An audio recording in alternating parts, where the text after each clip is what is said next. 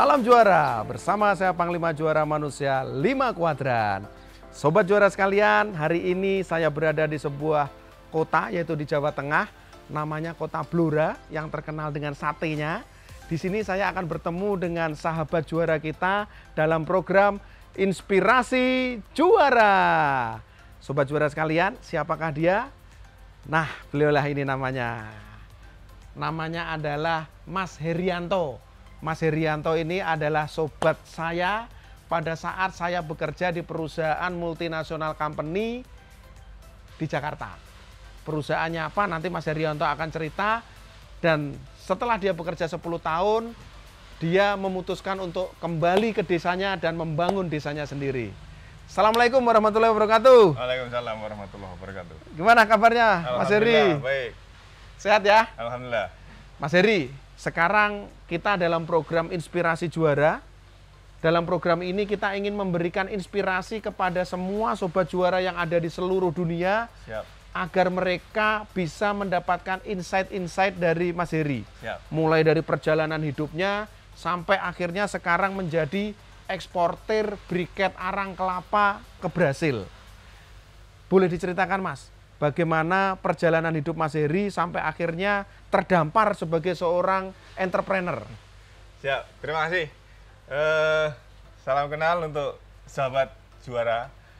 Jadi hari ini saya kedatangan beliau ke tempat saya, alhamdulillah datang jauh dari Jakarta. Baik, untuk cerita singkat perjalanan hidup, sebenarnya ini satu apa ya, kalau saya bilang ini tersesat ini. Kalau beliau bilang terdampar, tersesat. Cuma tersesatnya di jalan yang agak benar ini. Jadi saya memulai bisnis untuk briket koreksi. Tadi kalau dibilang ekspor ke Brasil, sebenarnya itu cuma salah satu. Oh gitu? Ya, jadi kita ada ke Timur Tengah, Eropa juga, Amerika, termasuk paling besar di Brasil. Jadi saya mulai dari tahun 2005. Jadi saya keluar dari beliau Astra Toyota, saya Astra Honda Motor, sama-sama Astra. Dari 97 sampai 2005 saya di Astra. 2005 saya resign untuk memulai bisnis ini. Ceritanya sebenarnya panjang, nanti kalau ceritakan semua nanti bisa diulas sama Pak Abu. Kemarin saya sudah cerita ngobrol panjang lebar. Nah, intinya titik baliknya setelah saya resign, saya memulai untuk bisnis ini di dunia hitam nih, dunia perarengan. Dunia hitam di awali tahun 2004. Alhamdulillah dulu 2004 itu belum banyak kompetisi. Jadi kita single fighter. Jadi kita waktu itu ya yang meriset mesin, ya yang mencari buyer, ya yang ngajarin karyawan, semuanya all in. Dan alhamdulillah biasanya kalau founder itu opportunity-nya kan bagus ya. Yeah. Jadi saya mengalami masa keemasan. Kalau saya bilang bukan masa emas, masa diamond lah. Tentang arang, masa intannya itu saya merasakan. Di mana waktu itu arang itu sebagai komoditi yang termarginalkan, yang tidak orang lirik, dengan harga yang sangat-sangat rendah sekali. Dan kita bisa punya segmen pasar ekspor. Disitulah yang saya bilang diamond eranya di situ. Cuannya banyak. Wah. Ya. Jadi kalau satu kontainer no sewu, kalau sampean dulu dapat COP 4 tahun sekali, itu satu kontainer dapat satu COP. Masya Allah.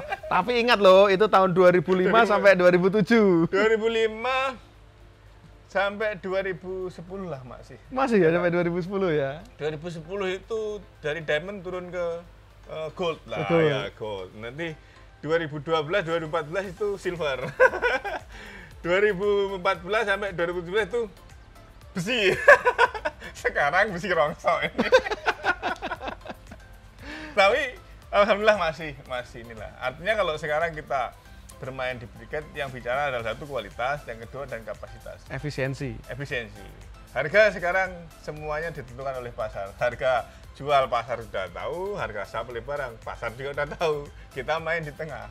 Kalau dulu supplier barang nggak laku, buyer kita jual dolar. Nah itu kita main di situ. Iya. Dari blora mendulang dolar gitu ya Mas ya. Makanannya tempe tahu, mendoang, duitnya dolar. Mas Heri, Nggih. pelabuhan terakhir jenengan sekarang ini kan Briket Arang. Tapi mungkin teman-teman perlu tahu Mas, sebelum ke Briket Arang itu sudah menjalani bisnis apa aja, mana yang berhasil, mana yang tidak, agar teman-teman sobat juara sekalian itu apa ya, tidak merasa bahwa bisnis itu instan dan langsung bisa menghasilkan. Oke, jadi menurut saya gini, kalau kita bicara bisnis, ini versi saya, nanti kalau tidak cocok dengan teman-teman, ya enggak apa-apa, ini kan masalah sudut pandang. Satu, saya bicara itu filosofis. Saya tidak bicara masalah objek atau materi, karena materi ataupun objek orang bisa pilih. Ya. Bisa dari, kalau kebetulan sini Arang, nanti orang bisa materi yang lain, bahkan mungkin yang sesuatu yang tidak bermanfaat. Contoh kotoran sapi, orang bisa pilih. Ya. Let's say kita bicara tentang kenapa saya berlabuh ke sini. Satu, itu perjalanan itu kan yang saya petik, kenapa saya bilang filosofis. Saya hanya dapat ilmunya dari bisnis yang saya mulai tahun 2005. Oke. Duit, cuan, no. Ya. Kalau dibilang menghasilkan uang, mungkin waktu itu saya justru malah kolaps. Tapi bukan bisnis briket. Bukan bisnis briket, tapi secara filosofis bisnis saya menemukan jalan yang paling enak dan paling bagus, ekspor. Ini kesimpulan saya. Oke. Ekspor. Itu yang paling bagus. Ilmunya saya dapat dari tahun 2000 sampai 2004. Waktu itu saya masih di Astra. Jadi saya punya akses keluar, saya punya akses finance, saya punya akses buyer, saya punya akses investor. Saya kalahnya di teknik lapangan. Jadi engineering sama production kontrolnya saya nggak lakukan. Akhirnya saya limpahkan ke orang lain, termasuk adik-adik saya. Di situ gagal total. Masya Allah. Jadi buyer yang potensial, investor yang mensupport, teknik yang tidak mendukung, terjadilah gagal total di situ. Produknya apa itu Mas? Saya pernah beetle nut. Beetle nut. Apa itu namanya? Pinang. Pinang. Desiccated coconut. Desiccated coconut. White cobra. White cobra. Terus jagung juga pernah. Jagung pernah ekspor juga. Masya Allah. Jadi yang bisnis sekarang malah nggak pernah saya kerjakan waktu itu. Oke. Nah begitu kolaps, bangkrut. Kalau saya bilang bangkrut. Kalau hilang modal kerja, saya pikir masih biasalah. Berarti grafiknya nol. Modal kerja habis, utang. Nah ini. Jadi modal kerjanya habis, masih utang. Berarti minus dong. Kalau modal kerja kan uang saya. Ya. Berarti uang saya hilang, saya anggap oke. Ya. Ini minus. Tahun 2004 almost 1 miliar. Waduh. Padahal gaji di Astra berapa ya? masih sekitar 5 juta. Iya, gaji saya 4,5 juta tuh Mas. Saya senior, dia junior. Iya. hampir 6-7 juta lah Mas. Gaji kan? Minusnya 1 miliar. 1 miliar. Kapan bisa bayarnya itu? Itu kalau saya pakai grafik statistik, kalau dulu ada Excel itu. Pensiun dini 45, gaji kenaikan 10%, IHK indeks harga konsumen, naik pangkat 6%, bla bla bla 6 sekian persen. Sampai pensiun saya nggak bayar utang Mas.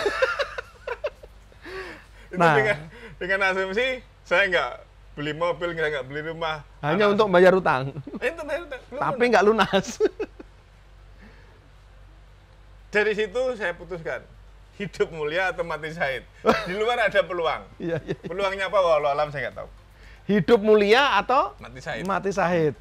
Kalau saya pertahankan di Astra, berarti hidup saya ini hanya menunggu eksekusi mati yang saya tidak punya hasil apa-apa.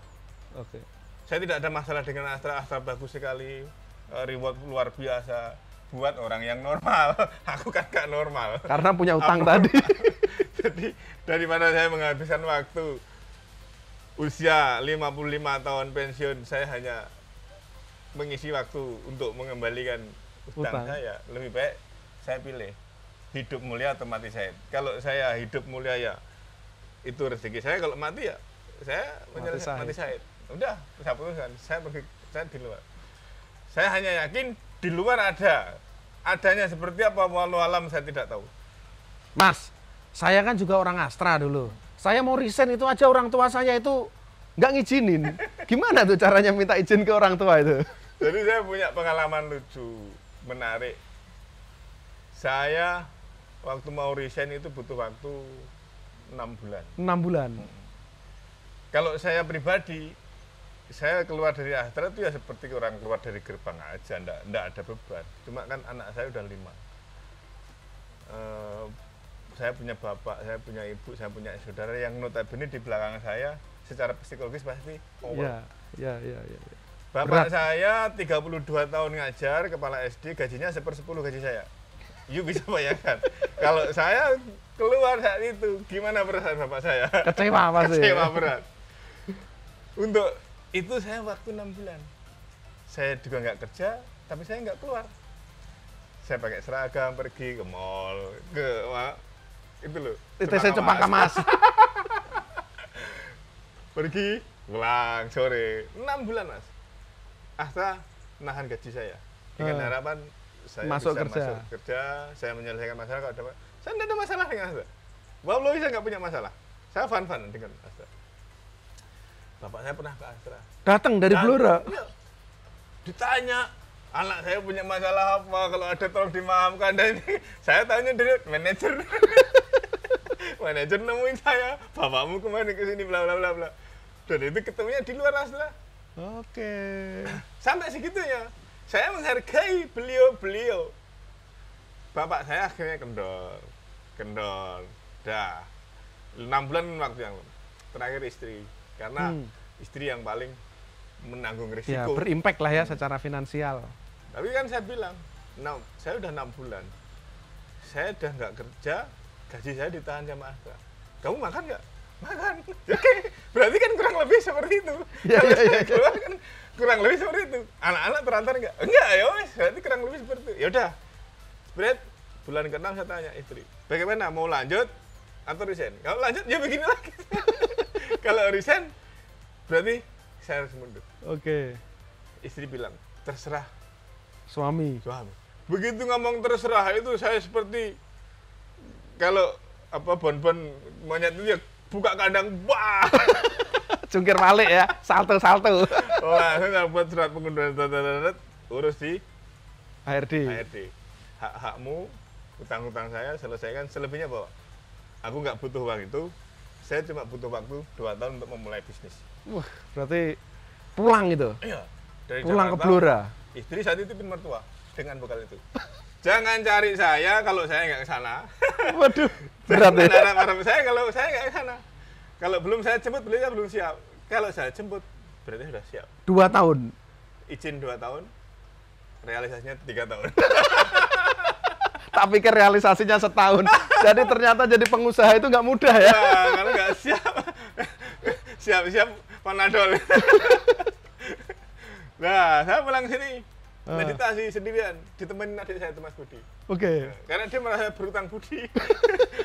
Usaha kita dibangkrutkan karena Salah satu manajemennya Mas Budi. Mismanajemen. Bukan kan dikorupsi. Bukan Jadi ya? mismanajemen. Ya, itu kesalahan fatal saya yang mungkin perlu dievaluasi untuk teman-teman.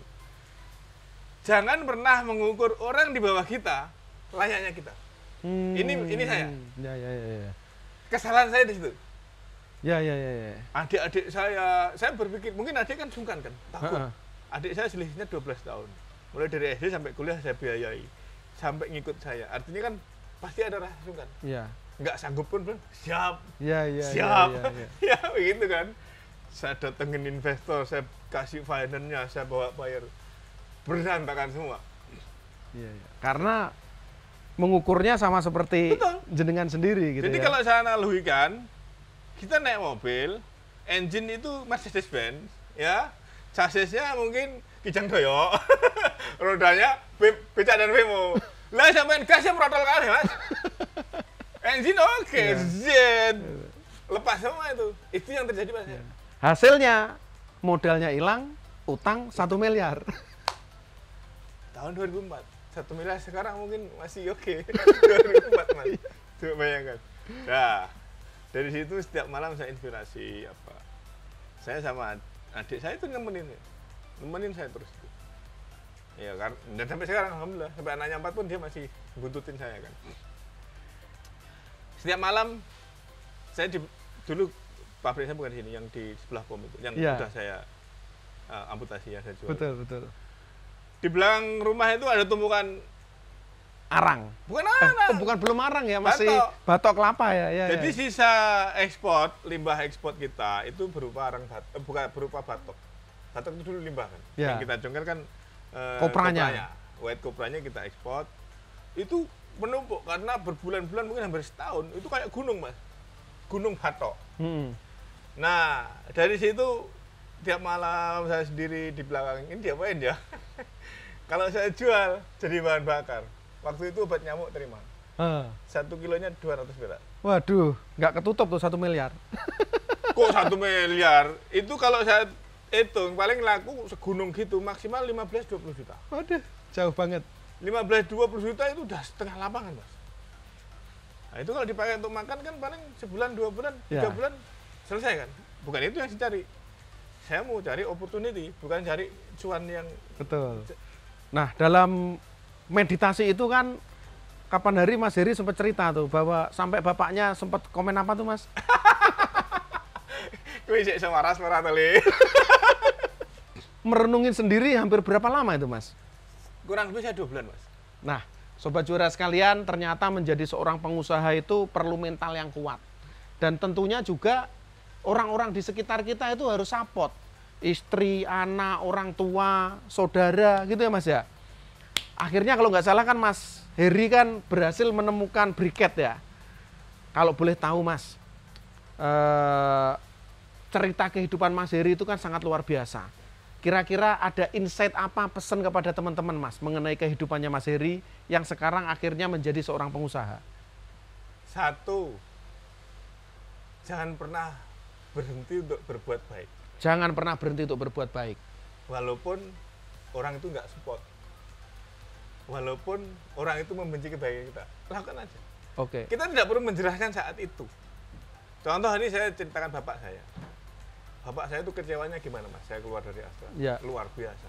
Sampai saya dibilang, "Le, kowe jek iso waras ora." Itu kan sudah tingkat dewa kan, kekecewaannya kan. Wallahi demi Allah sampai sekarang saya tidak pernah menjawab itu dan bapak saya tidak tanya lagi. Oke. Jadi yang menjawab itu perbuatan baik kita, tindakan kita. Saya bisa melakukan ini, bisa ini, dan bisa bermanfaat. Kalau dalam Islam itu khairnas anfa'uhum linnas, itu yang saya cita-citakan. Betul. Jadi saya ingin manfaat ini buat saudara, keluarga, tetangga, semua termasuk karyawan. Yang nomor 2, Mas? Yang nomor kedua, menurut saya anak-anak sekarang, termasuk anak saya juga. Makanya di dalam slogannya di kita itu tidak ada dalam kamus itu kata tidak bisa. Kita maaf ya, bukan kita bicara masalah fikih, kita bicara dimensi ikhtiar kan. Tidak ada kata tidak bisa. Kamu orang engineering bilang tidak bisa, berarti bukan orang engineering. Oke. Orang karisma bilang tidak bisa, berarti bukan orang karisma. Jangan jawab tidak bisa. Lakukan dulu, ikhtiar, hasil wallahu alam. Betul. Mentoknya seperti itu yang nanti kewajiban kita kan cuma berikhtiar, Mas. Ya. Hasil bukan urusan kita. Nah, yang ketiga, kadang-kadang hasil itu kan rahasia. Setuju. Saya keluar dari Astra, itu ibarat orang ditutup mata. Tapi saya yakin di luar saya ada. Betul. Adanya apa? Lah kalau dikasih kunci jawabannya saya anteng dong, nggak perlu meditasi dong. Iya. Kunci jawaban itu rahasia, tapi saya yakin ada. Jadi yang kita tidak tahu bukan berarti tidak ada. Yang kita tidak tahu itu kan keterbatasan sudut pandang kita. Setuju. Nah, begitu sudut pandang kita buka, oh ternyata kan gitu kan. Ternyata ada gitu. Nah, kita ini kadang-kadang yang membelenggu kita kan mindset kita sendiri. Belum apa-apa sudah. Saya pernah didatangi Nuwun Sewu orang alumni Undip. Gini bawa hardtop. Mau belajar, Mbak, saya mau belajar swasta, bla bla bla bla. Terus Mas Amom, saya nggak punya modal. Saya bilang, sini, kamu naik apa itu? Hartopnya pihak saya, Pak. Dari siapa? Saya, Mas, hutang 1 miliar, bisa. Loh, kok kamu naik hartop bilang nggak bisa? Berarti yang membelenggu kan dia sendiri. Iya. Itu. Jadi, jangan pernah bilang nggak bisa, jangan pernah bilang jangan pernah putus asa. Siap Mas. Itu loh pesennya Mas Heri kepada sobat juara sekalian, ada 3. Nanti direview lagi ya, sesuai nggak? Sekarang kita mau ngomongin tentang ini Mas, briket arang. Nah ini salah satu produknya dari Mas Heri ini. Jadi briket arang itu seperti ini teman-teman. Nah ini modelnya segi 6. Ya ini dibakar. Kalau nggak salah ini untuk yang produk untuk sisa ya Mas ya? Ada untuk sisa, untuk barbecue juga. Oh ini bisa untuk sisa, bisa untuk barbecue. Kalau boleh tahu Mas, briket arang ini cara produksinya gimana sih? Biar teman-teman itu secara singkat bisa mendapatkan pengetahuan cara memproduksi briket. Jadi begini, saya dulu, ini cerita saya dulu 2 tahun produksi briket itu nggak tahu peruntukannya, Mas. Oh, oke. Jadi hanya sekedar produksi, diminta bayar, tapi peruntukan saya nggak tahu waktu itu. Briket ini bahannya dari arang batok. Jadi batok yang mentah itu kita carbonizing, kita buang yang non karbonnya, yang volatil meternya itu kita buang, nanti tinggal karbon. Nah, karbonnya nanti kita crusher untuk jadi tepung. Setelah jadi tepung, nanti kita kasih ada bindernya. Jadi karena ini bahannya anorganik, bahan yang sudah, kalau karbon itu kan tidak berubah lagi. Betul. Jadi dia fix, tidak bisa membal, tidak bisa. Ini perlu alat untuk binder sama untuk membuat dia itu membal. Makanya kita kasih namanya tapioka. Kasih tapioka. Nah, tapioka itu nanti fungsinya selain binder untuk pengikat, dia juga untuk membal supaya bisa dicetak. Oke. Karena kalau tanpa itu namanya barang solid dicetak pasti nggak bisa. Nah dari situ nanti kita bentuk sesuai dengan cetakannya, ada yang hexa, ada yang tube, ada yang silinder, tergantung permintaan. Oke. Nanti terus kita potong-potong sesuai ukuran panjang yang dikehendaki, terus di drying, packing, ekspor, selesai. Nagih duit. Jadi di Blora pun kita bisa bekerja dengan rupiah tetapi mendulang dolar. Gitu ya Mas ya? Nek nyentuh Blora, pesan saya, Blora itu desa, Blora itu kampung. Jadi wong desa tapi ojo desani. Jadi wong kampung ya ojo kampungan lah. Istilahnya kita bisa tinggal di desa, bisa di kampung, tapi rezekinya internasional. Wes, Gitu. luar biasa. Teman-teman sobat juara sekalian, briket ini sangat-sangat luar biasa potensi pasarnya setahu saya ya Mas ya. Siap. Indonesia itu kalau nggak salah hanya mensuplai sekitar 40% dari kebutuhan dunia. Tapi teman-teman perlu ingat bahwa bahan baku terbanyak itu adanya di Indonesia. Benar, Terbanyak dan terbaik. Saya tadi cerita sama beliau, saya punya partner bisnis ada di Turki. Dia bikin line produksi untouched. Jadi tidak disentuh tangan. Auto lah ya. Auto, full automatically dari A sampai Z. Dari mulai material, di crusher sampai masuk packaging untouched. Jadi dia enggak pernah. Secara teknologi Nomor luar 1. biasa. Secara capital jangan ditanya. Tapi ada satu yang kurang. Itu tidak ada di Turki. Adanya di Indonesia. Ya. Sumber daya alam. Sumber daya alam Indonesia yang luar biasa. Jadi saya kemarin diminta video call sama dia untuk jelasin. Bro, proses ini gimana? Proses ini gimana? Semuanya proses standar seperti yang kita ajarkan. Tapi hasil akhirnya tetap tidak bisa. Nah, karena bahan baku terbaiknya di Indonesia. Sobat juara sekalian, tentunya karena kita tahu bahan baku itu ada di Indonesia, saya pengen memberikan kesempatan nih Mas kepada sobat juara yang ada. Boleh nggak mereka itu menjadi eksportir tapi ordernya ke Mas Heri? Terbuka. Terbuka ya? Terbuka.